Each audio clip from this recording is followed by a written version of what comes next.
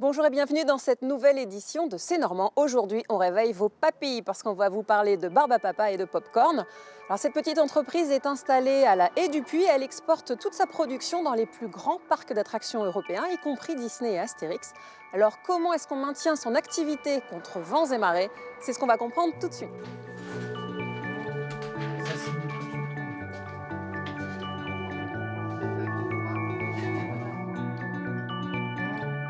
Le patron a une devise, investir encore et toujours, même en période délicate.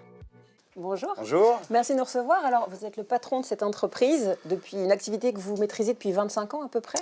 Voilà, c'est 25 ans de savoir-faire.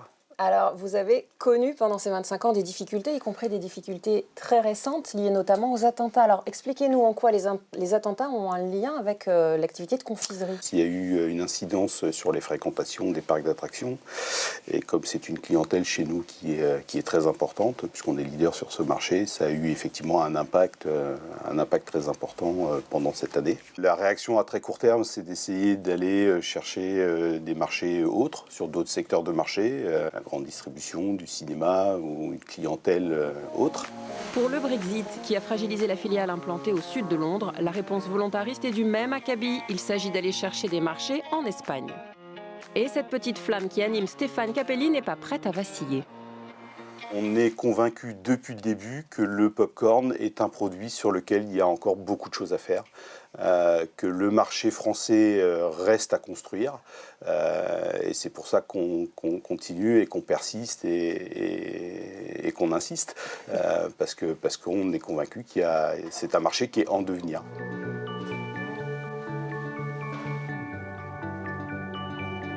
Expliquez-moi, c'est quoi tous ces sacs, ces grands sacs? Alors les sacs, donc c'est du pop-corn qui a été fabriqué ce matin sur la ligne d'éclatage à l'huile qu'on va aller voir. Elle est juste là. Voilà, et donc c'est du pop-corn qui va être conditionné en seau ou en sachet cet après-midi. Dans l'usine, la stratégie du patron se traduit par des changements très concrets. On va remplacer nos parcs machines courant 2017. L'objectif, c'est effectivement de venir sur le marché avec notre marque qui va résumer le savoir-faire de l'entreprise depuis 25 ans. On va avoir effectivement un ensemble de produits qui vont être labellisés bio. On a une gamme qui va être très orientée apéritif, donc plutôt sur des notes salées. Des notes salées ou sucrées, comme thym citron, gingembre ou chocolat. Il faut savoir que les Américains adorent le pop-corn au goût de cheddar et les Anglais l'aiment aromatisé au piment doux. Dans la famille douceur sucrée, Stéphane Capelli produit aussi de la barbe à papa, une chaîne de production très artisanale mais qui va bientôt disparaître au profit d'une innovation industrielle. Dans une concurrence européenne avec des jeux un peu différents suivant les pays, il faut que les Français se battent avec leurs armes. Donc il faut effectivement qu'on industrialise le produit pour être compétitif.